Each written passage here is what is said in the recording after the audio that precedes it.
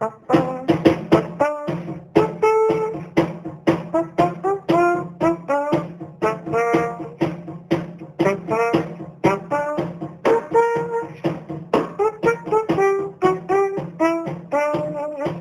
will be happy to tell you that David is a member of Citizens Climate Lobby, a grassroots organization that lobbies for bipartisan support and solution to climate change. We purposefully waited to schedule David until after the election, thinking that the picture might be a little different. I'm not sure whether it is or not, but David's going to tell us. So, David, thank you for joining us, and we are looking forward to hearing what you have to say. Okay, so everybody mute themselves so David can have the floor. So I'll try to leave some time at the end for questions. So I'm going to share my screen here. Okay, good. Okay, so as Sue said, I'm from an organization called Citizens Climate Lobby, and I'm going to talk about this organization and our particular solution to climate change. Susan, who's also on this call, is a member as well, and a very active member, and so she may be able to chip in a little bit as well. First, why did I get into climate change? I mean, I've always been interested in it, but about 4 years ago, or almost exactly 4 years ago, I got considerably more interested in it and decided to become more active. And my son, who's shown here holding a Rotary coin that my uncle gave him, it's been a motivation for me to get involved in this because of the what we're leaving behind for them and our responsibility to them. And Citizens Climate Lobby and Rotary have a lot of connections right now and a lot in common. And the four-way test really does apply quite well to Citizens Climate Lobby and its goals. So what I'll do in this talk is first give a fairly brief overview about what we know about climate change and more importantly, where the science currently stands. So, you know, what is the current status of it and what can we expect over the next decades and century? Second, what is Citizen Climate Lobby's particular solution? And then I will talk specifically about the federal and state bills that Citizens Climate Lobby supports. Okay, so what do we currently know about climate change? The basics, which I imagine are familiar to most of the folks in this group, that varies greatly depending on what group I'm talking to, but I imagine most of you are familiar with the basics, which is that burning fossil fuels produces carbon dioxide and other greenhouse gases. And those greenhouse gases stay in the atmosphere for a lengthy period of time, depending on the gas, and they enhance a natural greenhouse effect. So naturally, we do have an atmosphere that allows sunlight in and traps heat, which is why the Earth is warmer than surrounding space. If you go to the moon or Mercury, the dark side, when the sun is not shining on it, is extremely cold because all the heat escapes. So we need an atmosphere and we need greenhouse gases to keep in the heat to make the planet habitable. Though when you add more greenhouse gases than you would naturally get from normal processes, you increase that blanket and it causes the Earth to warm up more than it otherwise would. Just imagine it is thickening the blanket, you know, around you at night. And so how much carbon dioxide have we put in the atmosphere? This carbon dioxide is the most severe greenhouse gas because it stays around the longest. Methane actually traps more heat, but it dissipates after a handful of decades, while carbon dioxide sticks around. So this is a very famous graph from NASA that shows the atmospheric carbon dioxide going back 800,000 years. And there are normal variations in cycles, but you can see there's something very unusual going on just in the last few decades. And that's why the Earth is warming. So these are the temperatures of the land and the atmosphere and the oceans over the past 150 years or so, from the beginning of the Industrial Revolution to the present. And so you can see those temperatures steadily increasing as the carbon dioxide came into the atmosphere, with it really taking off over the last 50, 60 years or so. And that blue one, the ocean one, is very important because when we talk about trapping heat into the Earth from increasing the greenhouse gases, 93% of that heat actually ends up in the ocean. Only 7% ends up warming the atmosphere in the land. So when you talk about the temperature is increased a certain amount or the land temperature is increased, That's only a small piece of what's actually going on. Most of that heat's getting trapped in the ocean, and that's having additional effects. So these are projections. What can we expect for temperature changes going forward, depending on what we do? So the gray area is if we have no climate policies at all. So if we do nothing to try to reduce greenhouse gas emissions, then we will expect by 2100, the average temperature on the planet will increase by somewhere in the 4 to 5 degree Celsius range, which is about 9 degrees Fahrenheit. If we enact the current policies, so in other words, all the laws that have been passed around the world to try to reduce greenhouse gas emissions, if we actually carry out those laws, then we would expect by 2100 somewhere in the 3 to 4 degree centigrade or 6, 7 degree increase in Fahrenheit temperatures. If we honor all the pledges that have been made around the country but not actually implemented, so for example, the Paris Climate Accord, even though countries are mostly not doing what they said they were going to do, but if countries actually do what they've all pledged to do, then we're looking at 2.5 to 3 degrees Celsius. And that's all well above what we really need to avoid the more severe effects, which is below 2 degrees Celsius and ideally below 1.5 degrees. So what does all this mean for actual impact? All right, let's take a look at the impact of 3 degrees Celsius, which is about where we'll be if we just do what countries have said they are going to do. By 2100, from a 3 degrees Celsius or about 5 degree Fahrenheit increase, we'll see sea levels rise probably 2 to 4 feet. There's some uncertainty there. It could be a little more, it could be a little less, but probably 2 to 4 feet. And then over the ensuing century, several meters in additional sea level rise. More intense storms and floods, considerably more than what we're seeing now. More severe heat waves and droughts. Declining forests. The rainforest cannot survive in a 3 degrees warmed atmosphere just because the fires will become too frequent and the dryness will be too much. So we would expect rainforests to almost entirely disappear. Coral reefs will disappear 90% or more, if not all. Mass extinctions on land and at sea. Food and water scarcity as agricultural patterns change, where the arable land is now will change. So imagine the entire Midwest being a dust bowl more permanently and agricultural land shifting up into Canada and all the changes that would require. And then climate refugees, large movements of people away from areas that are more difficult to live in, like imagine the American Southwest. If you have average temperatures well over 100 degrees, for 5 months of the year, some of those areas may become unlivable. So you'll have large mass movements of people and all the instability that causes.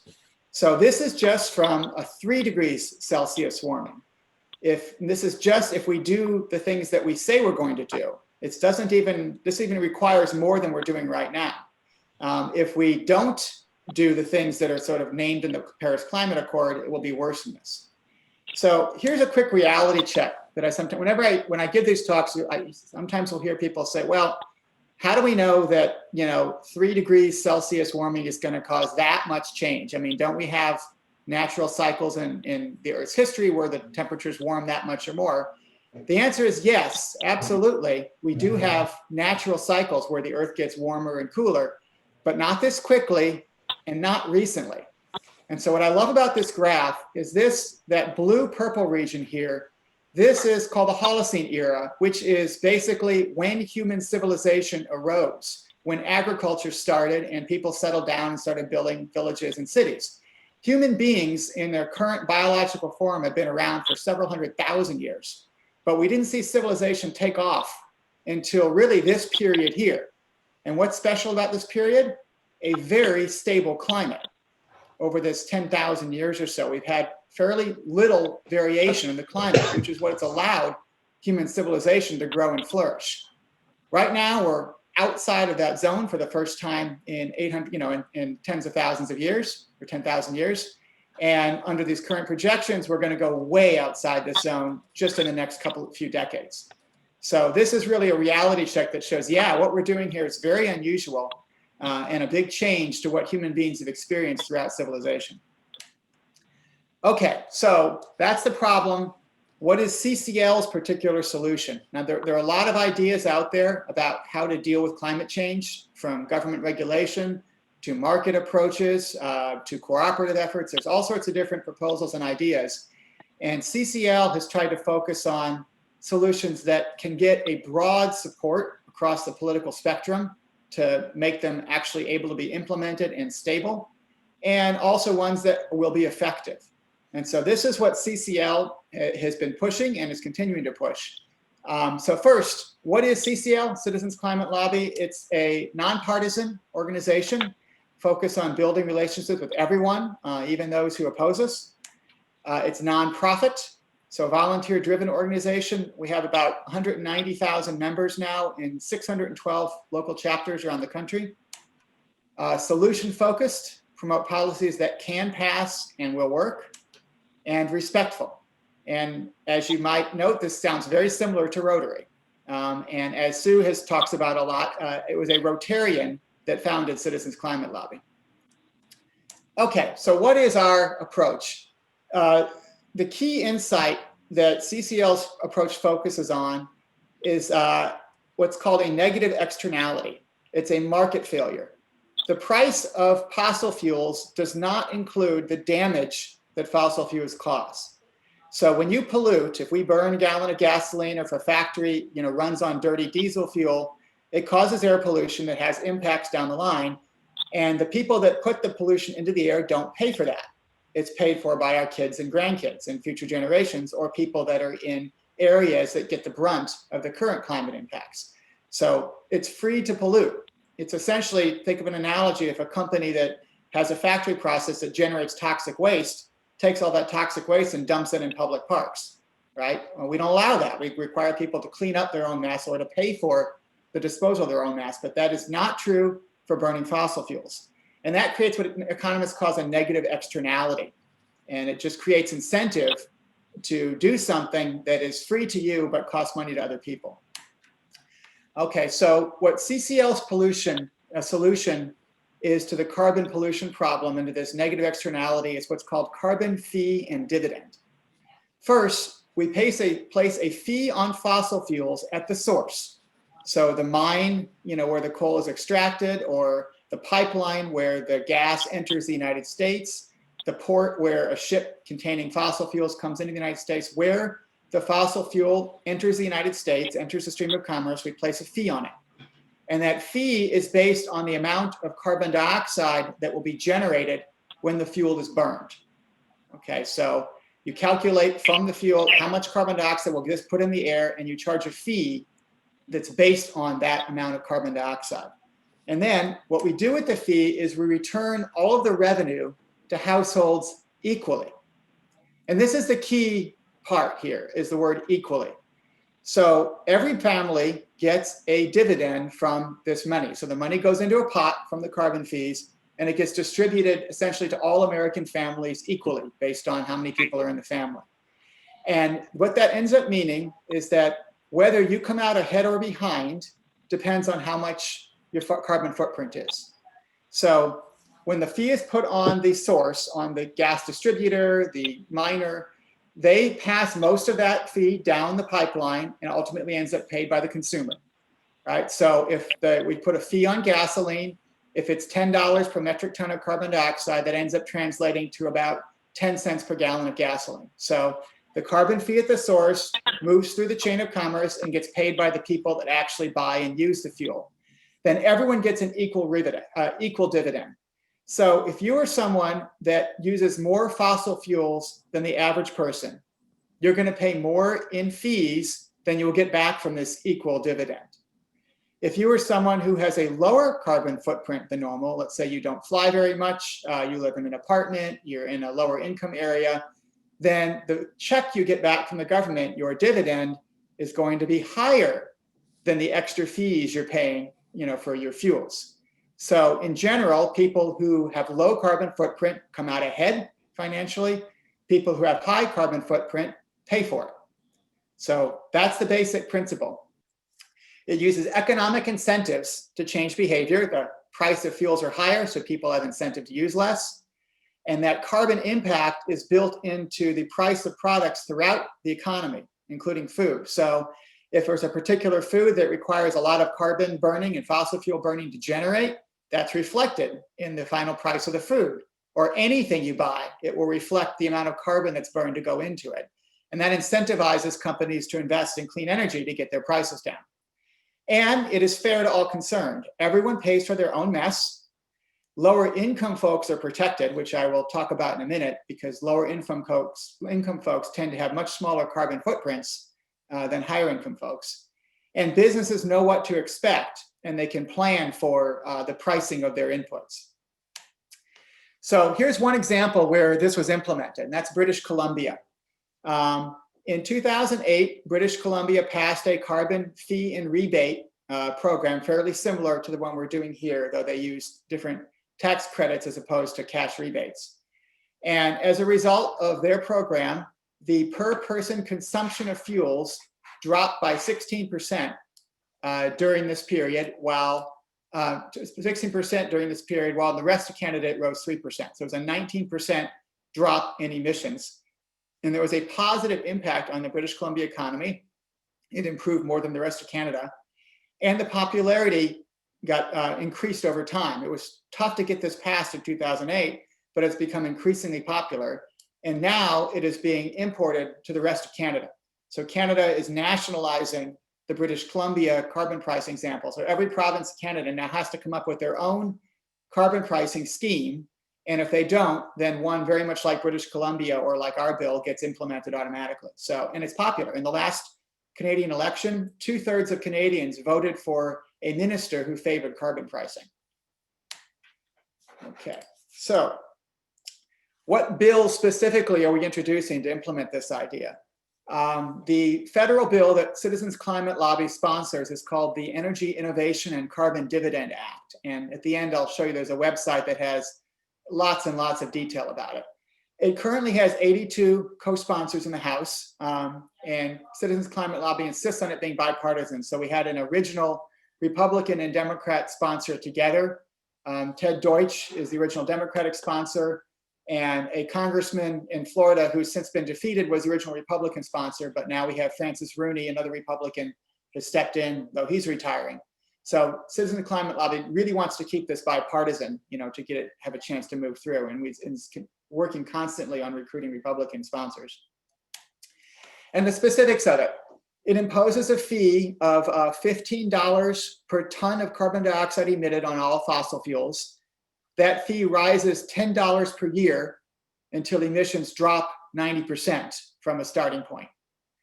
The dividend that's paybacks, in other words, we collect this money from that fee and then it's given to all households equally. The dividend starts at about $500 per year for a family of 4. And over, I believe it's a dozen years, it gets to over $4,400 a year for a family of 4. So right off the bat, every family gets a check for about $500 a year. And depending on how much fossil fuel you use, you'll end up coming out ahead or behind. We also add a border carbon fee. So fuels that come in through the border pay the carbon fee right when they enter. And that's obviously to prevent businesses from relocating to somewhere where there isn't a carbon fee. And it has a pause on greenhouse gas regulations from the EPA for 10 years to give this a chance to work. But if it doesn't work, then any emissions from the EPA get reinstated if it doesn't go down 30% in, I believe it's 10 years. There's a certain amount of time. So that's the specifics of the bill. And we did a study, or Citizens Climate Lobby sponsored a study in 2014 on what the impact would be in different areas for essentially this bill. There was slight differences back then, but essentially this bill. And it would cause a 33% drop in carbon dioxide emissions over 10 years. And over 20 years, it would drop 52%. It would create 2.1 million jobs over 10 years. And that's basically from spurring investment in green energy programs. It would have a positive effect on the economy by reducing some of the waste from fossil fuels. And they measured that at about 75 billion per year after 6 years. And then another important factor here is health. Carbon dioxide itself doesn't cause health problems, but when you burn fossil fuels, there's a lot of other stuff in there, the particulate matter, that does cause health problems, asthma, lung disease, other problems. And this study found that over 20 years, just from better air quality, you would save over 200,000 lives just from the impact of the carbon dioxide, from the emissions reductions from this bill. Okay, and I talked a little bit about the benefits to low-income Americans. This is a even more recent study from 2020 that tries to assess the impact on each household.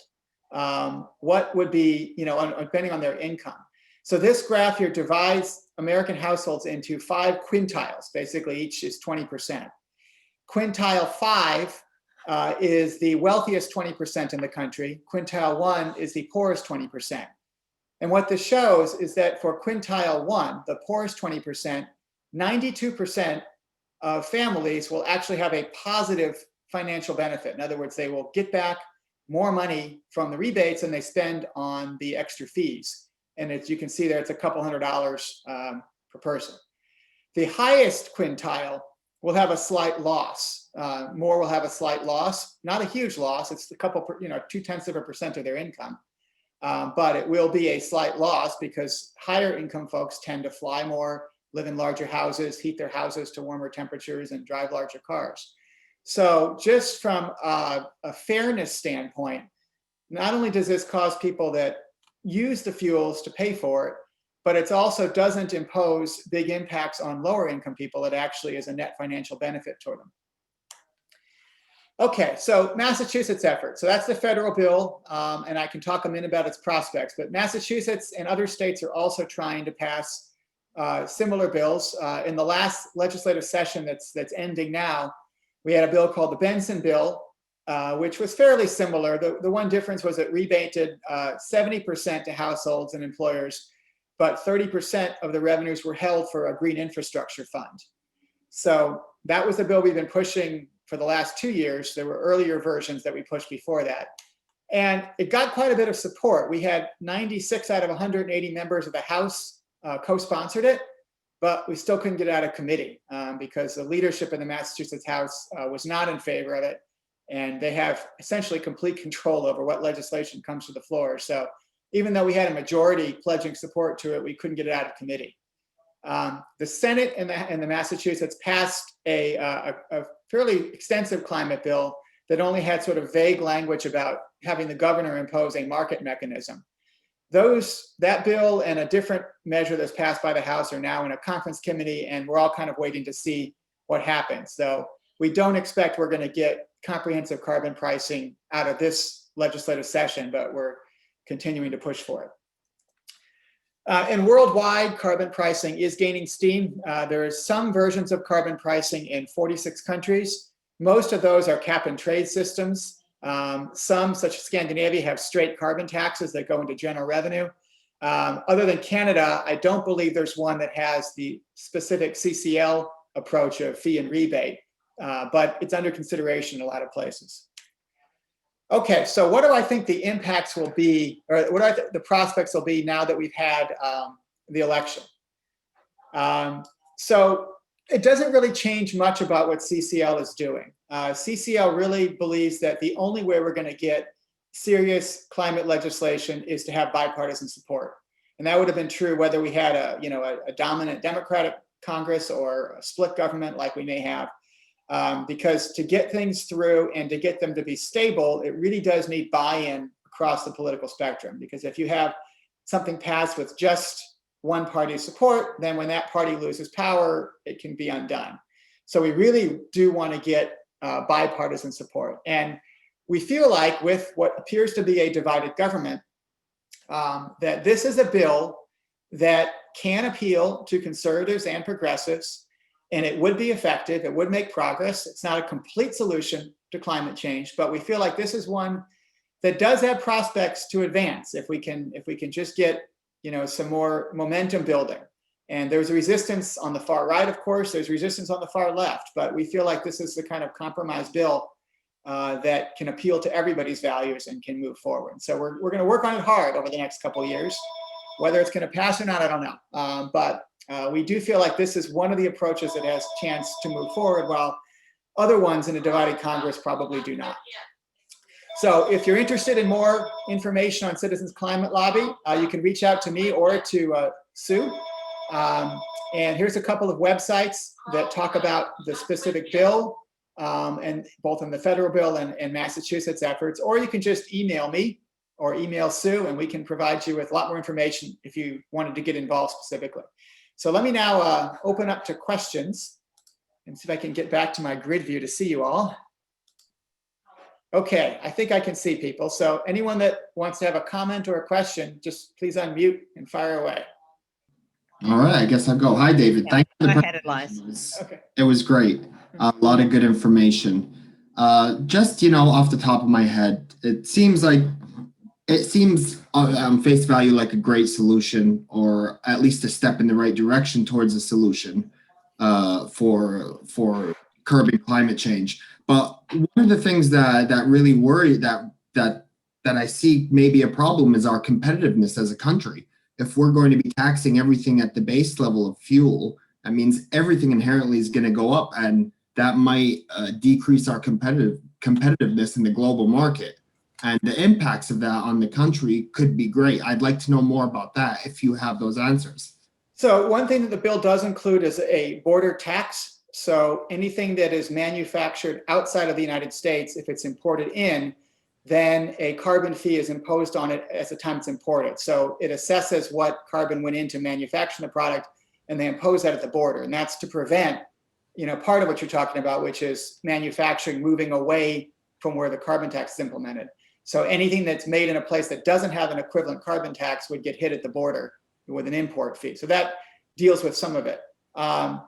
And so that, I think that would try to reduce any imbalance that might come from, or disadvantage might come from that. Does that answer your question, or is there a broader concern? No, it is a broader concern because, what you're suggesting is a type of tariff on incoming goods. And that's a very debatable subject in the world of economics, whether they're good or bad. It depends on who you talk to. But I just wanted to know what your solution or what your approach towards that was, and your answer covers it. Yeah. Okay. And and tariffs, you're right. Tariffs there's a complication of implementing tariffs, but the idea is it's an equalizing tariff, to equalize as opposed to punish. How do they figure out what the cost is of the fuel used in other countries for manufacture? Yeah, that's a good question. Pretty complicated. Yeah, and I don't know that would be done in the text of the bill. I think that's probably something that's implemented through regulation. I don't know if you know anything more about that, Sue. Yeah, I know certainly. Yeah, I know that I imagine it would be something that would be done through the regulatory process. So maybe the manufacturer would certify something, or they, I don't know. That's a good question though. But I imagine that's the kind of detail that gets implemented probably at the executive branch level. Susan Rack, I think. I think I know the answer to this, David, but our state rep, Tommy Vitolo, do you know where he sits on this state proposed legislation? I'd have to look him up. Do you remember, Sue, offhand? I don't. I can try and look it up while we're chatting. I'm pretty sure the Brookline rep is a supporter. But I can check. His name sounds familiar. I would be surprised if he wasn't. Yeah, in Massachusetts, the majority of reps support it. The resistance comes from various areas, but mostly South Shore and North Shore, and Central Mass is where we have a little bit more trouble.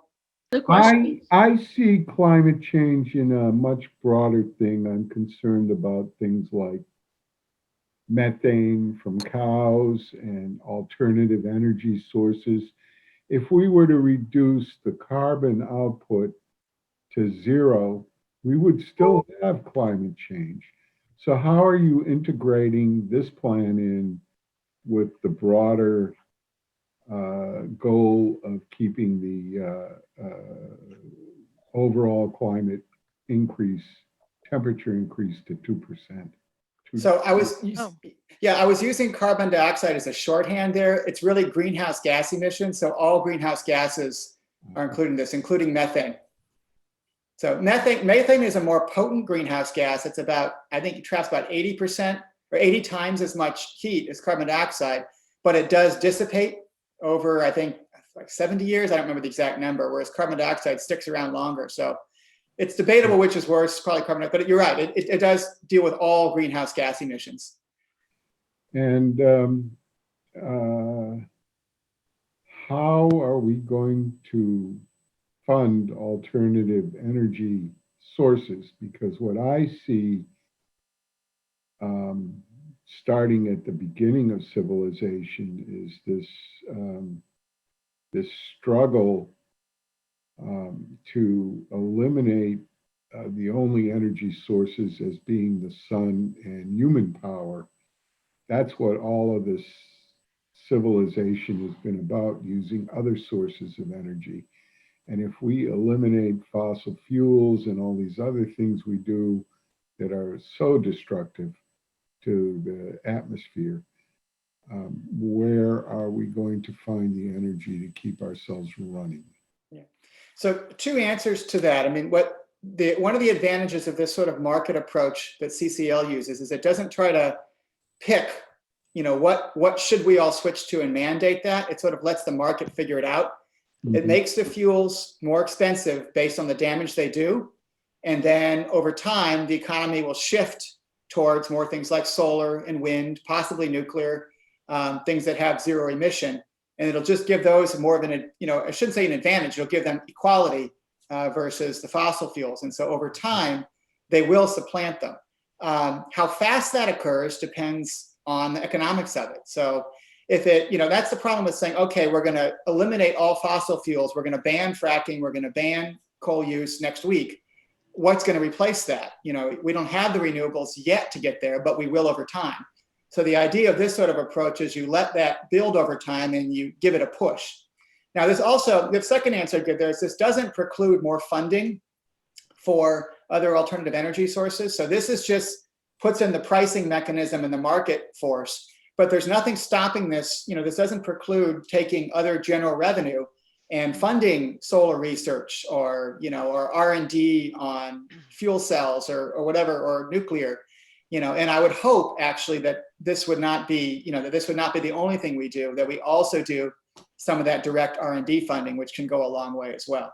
But this sort of understands that there's going to be a gradual transition. We want that transition to be as fast as we can, but without, massive disruptions and power outages and things like that. And I have one last question. How does EIDCA differ from cap and trade? So it's a both use pricing, but it's a different framework. So what cap and trade does is the government sets a cap on emissions. Okay, so like California has a cap and trade thing. All right, we are going to set our carbon dioxide emissions for the state at X. And then we will sell credits, or we'll give credits to different companies to do a percentage of that X, and then they can trade those credits. So it's sort of the opposite approach. You start with the limit, and then you work down from that by letting the economics work down from there and let people trade those limits around. And then so you start with a limit and come down. And the carbon pricing approach says, all right, let's start with the price based on the damage it does, and then see, how the limits evolve. And it's two different approaches. And there are problems with cap and trade, about, there are ways that it can be unfair, because it basically means the wealthier, companies can put the pollution in areas where there are more poor people. There's all sorts of things that happen with that have to be adjusted, but it's better than nothing. But I think CCL feels like the price and rebate ends up being a more flexible approach. So I looked up Tommy Vitolo. He's a state representative. So CCL, our data that I can access at least doesn't track his support or not. We just do the national. Oh, all right. Yeah, So I can look that up. I'll look it Yeah. up. Yeah, there's Massachusetts has its own website. I can try to do that Yeah. very quickly here if I can get to my master sheet. Let's see. And I'll try to look him up real quick. So Vitolo. It was interesting though. It was Kennedy. Kennedy was the No, he was Brookline. not. He was a Yeah, he problem. was Yeah. Brookline. Yeah, So okay. he Tommy Vitolo is a co-sponsor of the Massachusetts bill. Okay, There you go. Yeah, which doesn't surprise me. yeah. It's interesting So- that one of the things that took down Joe Kennedy was that Markey had been in, in front of this issue for so long. So it was kind of interesting for us, at least, to see that happening. And where is your guy in Newton? Who's now Jake my guy?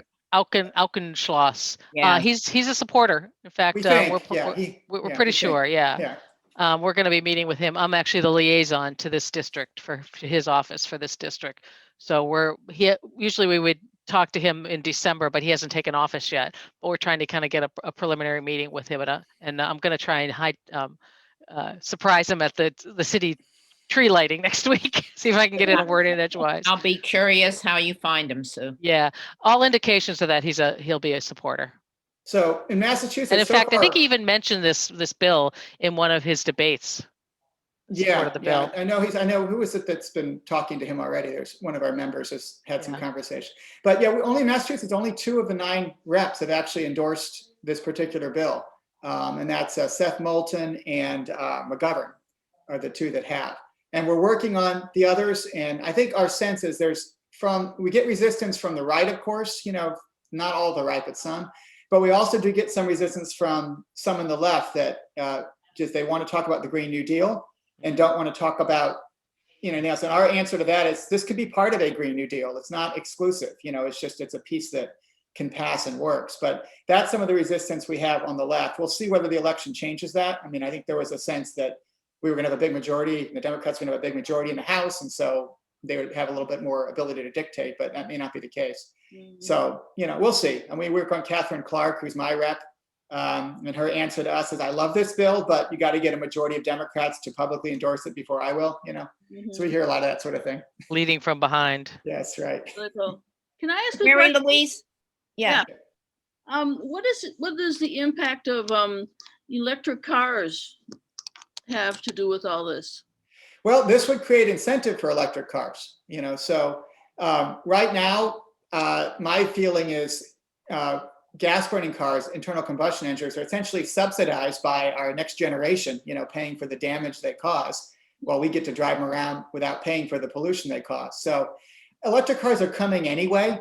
But I think a bill like this where you put some additional pricing on the fuel will speed it up some.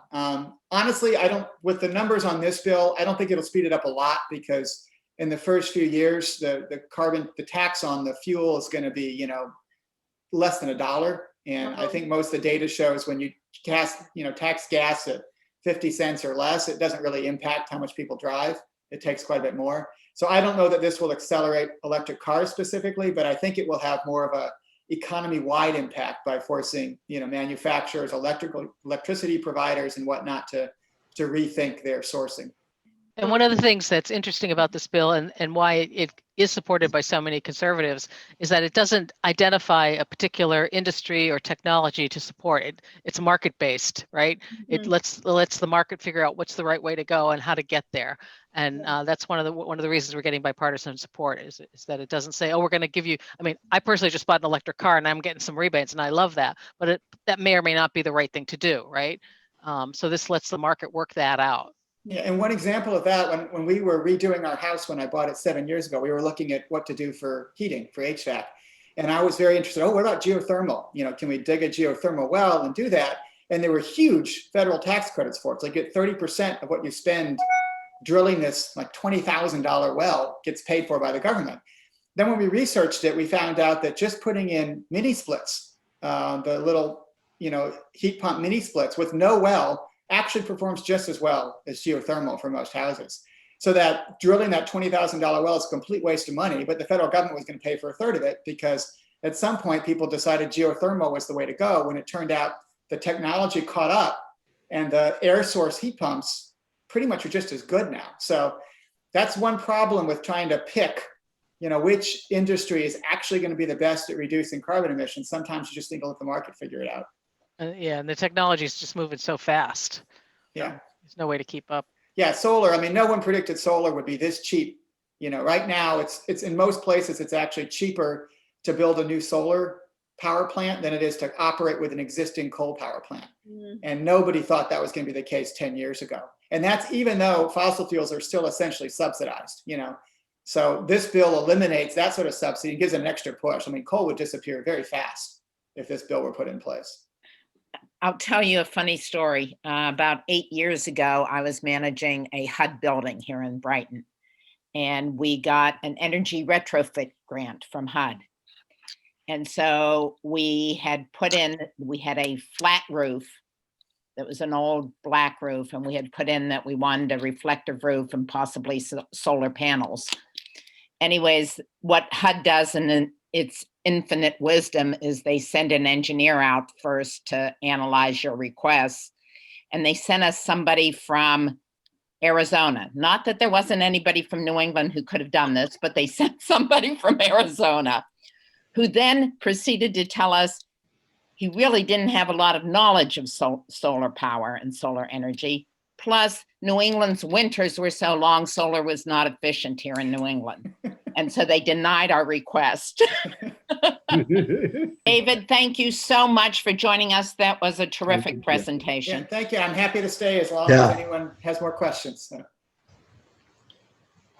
I also want to let everybody know that there is a new committee in the district, environmental committee, that's being developed in case anybody's interested in looking at that. Our goal, I'm one of the co-chairs with Elliot Rittenberg, and our goal is to educate the clubs about the new area of focus, the environmental area of focus. Thank you, Sue. I forgot So- to mention that. Thank you. If you're interested, let me know.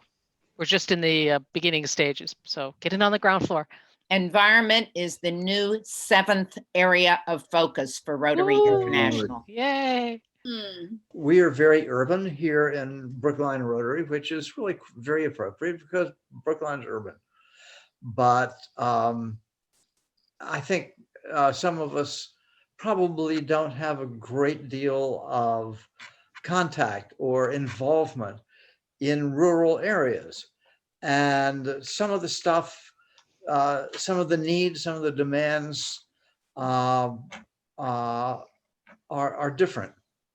And I think that politically, because there's been a lot of politic talk, I think it's easy to create. It's easy to create pushback from people about energy-related issues. People who live at longer distances from necessary services, for example, have to drive a lot more.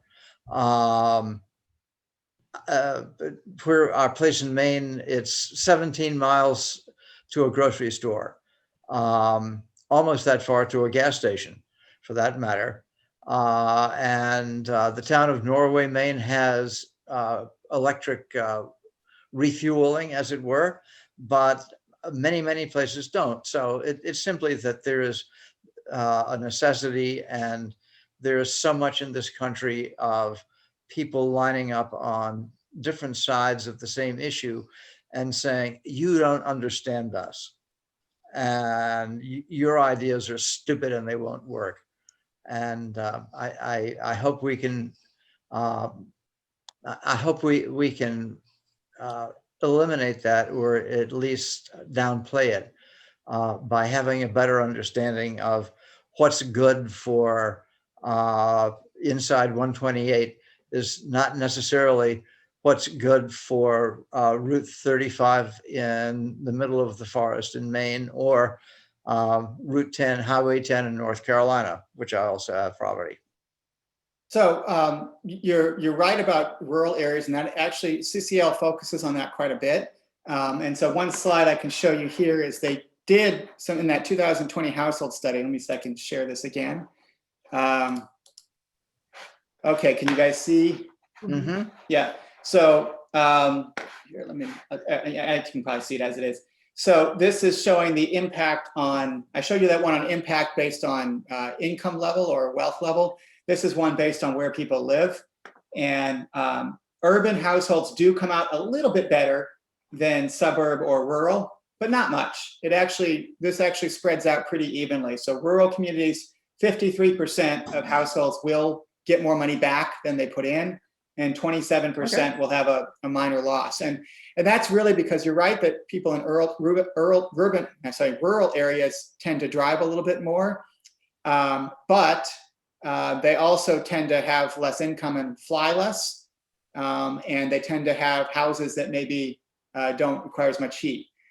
So there is an advantage for the urban dweller in an apartment, especially low income urban dwellers in apartments will come out the best out of this, but they also use the least carbon, but rural areas are not hugely disadvantaged like they would be by a straight gas tax, for example, because this is economy wide.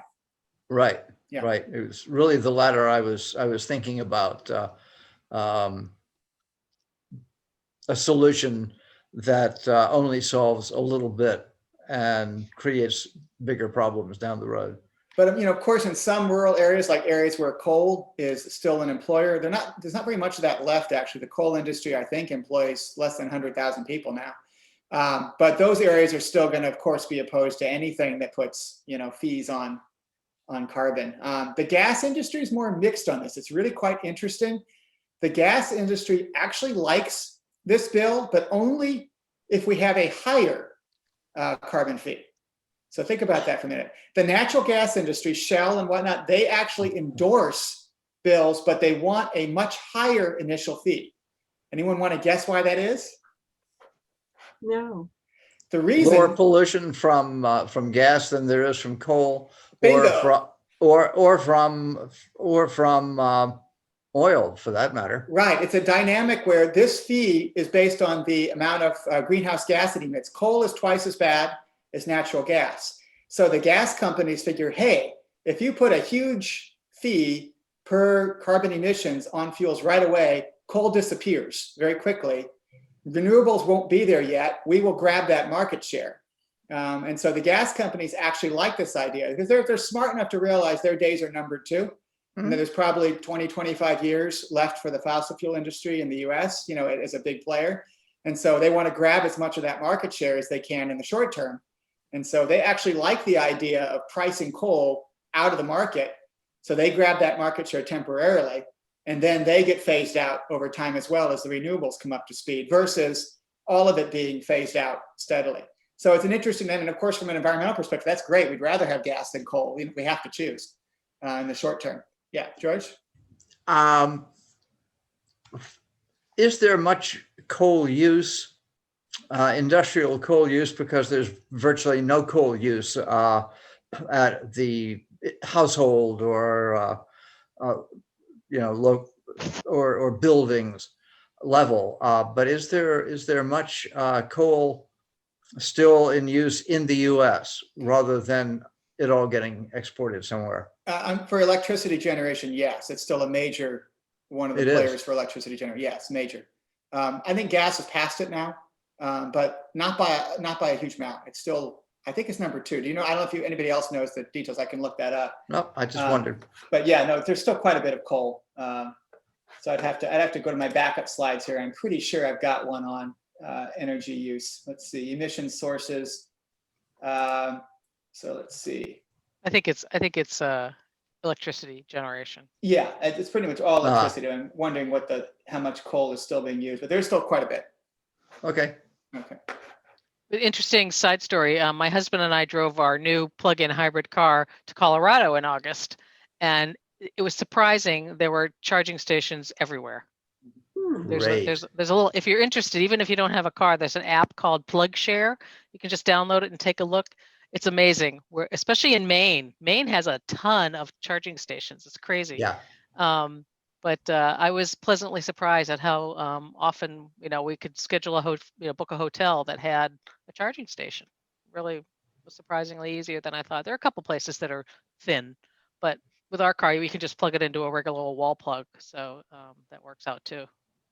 Yeah, and so really the electrification of cars is great by itself, but it also needs to go hand in hand with changing the energy source. Right. So if you're driving an electric car in an area that gets its electricity from coal, it's still better than a gas car, but not that much. But if it's in an area of gas or especially more renewables, then that's ideal. So that's the two things. That'll go a long way if we shift transportation to electric and build those wind farms, those offshore wind farms, near Martha's Vineyard, and really ramp that sort of thing up. That's, can have a huge impact.